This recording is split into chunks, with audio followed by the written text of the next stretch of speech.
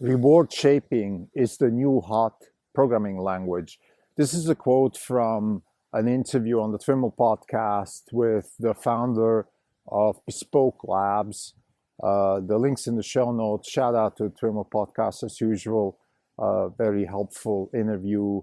In this case, we're talking about reinforcement learning, which is applied towards agents. So in other words, you use reinforcement learning to train agents to do tasks. So let's say you prompt a model like Grok to go and book you a trip to Georgia, Atlanta. The model does the booking of the flights, the hotel, books you dinner. Maybe you can prompt a little bit more. Maybe it asks you questions like, where would you like to have dinner? So agentic systems like that need to be trained. Their actions need to be trained in some sort of way. And there's fundamentally, according to the interview, two types of training. One is supervised fine-tuning, SFT, and the other is reinforcement learning. And I think what's really interesting in this interview is this quote. So reward shaping is the new hot programming language. And I caught on this because I was always very interested in reinforcement learning for, at least ever since AlphaGo Zero came out and really sort of showed the power of this system. Reinforcement learning has been around for a long time. I think it's the ultimate reason why Richard Sutton wrote The Bitter Lesson. So these are old school AI researchers been working on reinforcement learning, and like anything else in AI, the reason we're talking about this today is just because we actually have the compute now to do these amazing training runs and make systems that can drive themselves, like FSD Tesla, or have agentic systems like Deep Research by OpenAI, R1 by DeepSeek, and many others. So the point is, what does this quote mean? Let's parse this quote.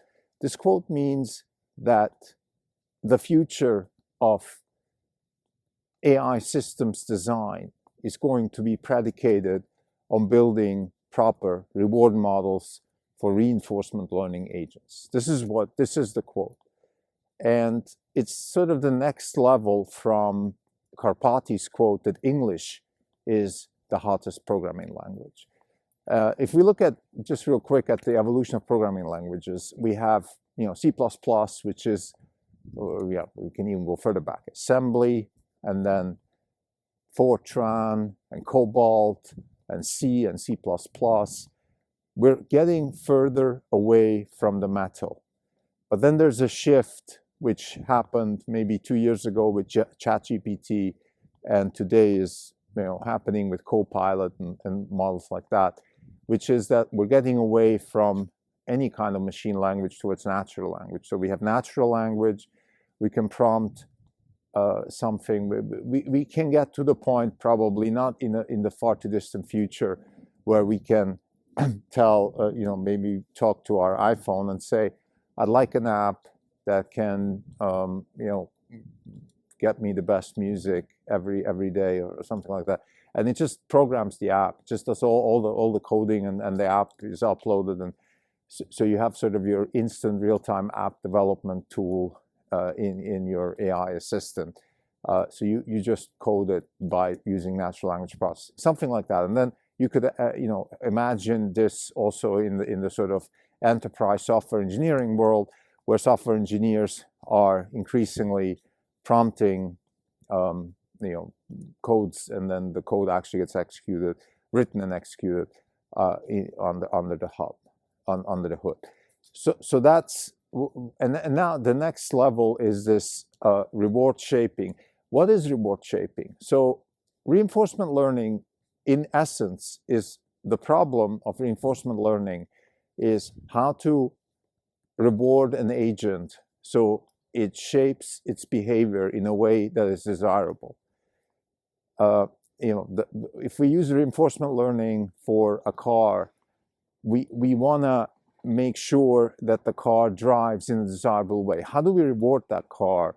What's the reward function? For example, do we give it a reward of 1 when it does well and of 0 when it doesn't do well? Or do we give it a reward of 0 when it does well and -1 when it doesn't do well?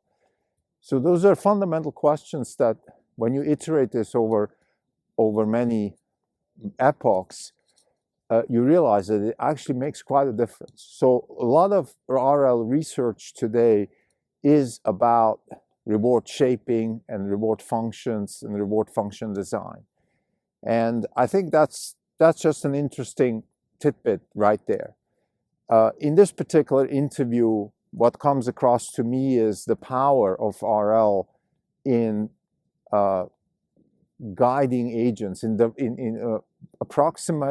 approximating behavioral functions for agents. Whether those agents are in the virtual world or robotic agents actually doesn't even matter that much. You have a less of a sim to real translation problem with, let's say, agentic agents on the web. So an agent that books you your hotel room and things like that is not as fickle when it comes to the physics of the real world. But I think that's just something that we're dealing with right now.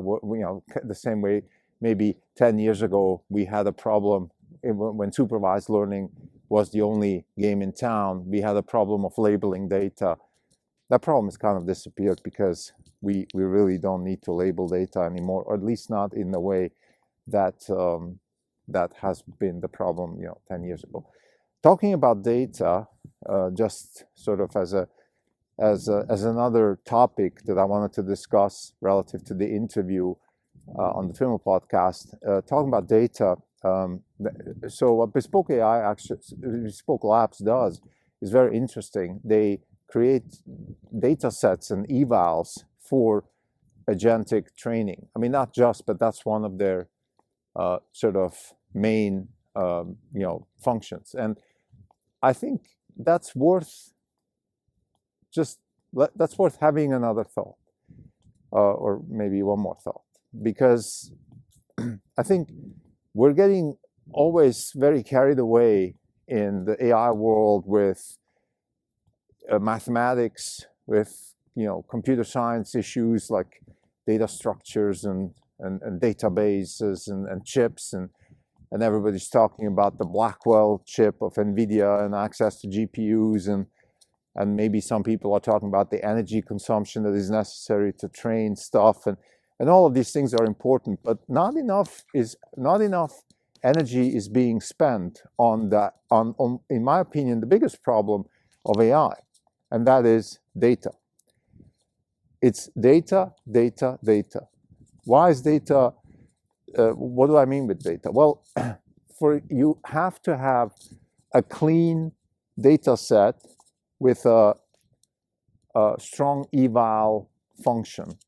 So you have to have, if you want to train an agent to book you a trip to Spain, you want to have examples that the agent can use to train itself in a reinforcement learning setting. So you need to create a synthetic data set of, let's say, prompts, and then actions and results, so the agent can be trained, right? So it has to have access to, let's say, 10,000 websites, of which a few are websites that are useful for these tasks, and many are not. You need to have negative examples, because what you want is you want to have also bad outcomes, so the agent can learn from the bad outcomes. So data curation and clean data curation is very important, and Bespoke Labs is in this business. So I just wanted to mention this because I feel that the future of almost any activity that we know today. So for example, we have people, they call themselves engineers, people, they call themselves physicists, people, they call themselves accountants. A lot of these professions will morph into data curation. So in other words, the professional will not be the one who solves the problem, the professional will be the one who creates the machine, who solves the problem by creating that machine. A lot of that will be data curation, data, clean, synthetic data. Evals are important, so you need to not just have data. Let's say in the case of reinforcement learning, it's not just enough to have scenarios, but also you need to have clear-cut evaluation. This scenario is a good one. This scenario is not so good. This scenario is bad. Like, these types of evaluations are important so you can actually measure the outcome of the agent. So to summarize, I just wanted to mention this interview because of the quote that reward shaping is the new hottest programming language. I actually subscribe to that. I think reward function design has been in the works, in my opinion, since for a while at least. I mean, there was a paper about 2 years ago from NVIDIA where they used large language models for reward function design. So there's of course also this incredibly exciting field where we use agents to evaluate models. So we can use large language models to evaluate, let's say, a reinforcement learning model, or we can use large language models for reward function design, and then we can use agents to design agents that design agents. So this composability, I think, is definitely a very, very exciting avenue. We're still at the early stages of that. People talk about it. I haven't heard or seen much of this. Probably in the startup sphere, there are some people who are working on this, but we haven't heard. But that's definitely a very interesting thing. So I guess if you really look at what matters right now is, again, reward shaping is the new hot programming language. I think that's number one. That's really, really important because the way you shape, like a lot of reinforcement learning research is about shaping rewards in what is a reward function? It is a function that induces a behavior. That's what we're trying to do.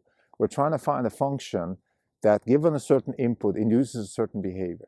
This is what reinforcement learning helps with. And to use Sergey Levin's summary, we have all the knowledge in latent space summarized by a transformer, and then we use reinforcement learning to find the best path throughout the maze of knowledge to get a certain outcome, or in other words, to induce an agent with a certain behavior. We also have the opportunity to use agents to help us with those reward functions, and therefore the hottest programming language is not just reward shaping, but programming or prompting agents to help us shape reward functions. So you see, this gets really interesting very quickly, I think, and I think it's a good example of why the speed of innovation is so high. But again, I think I want to focus on reinforcement learning here, because reinforcement learning, in my opinion, is really the holy grail for not just for embodied AI, but for AI in general. Thank you.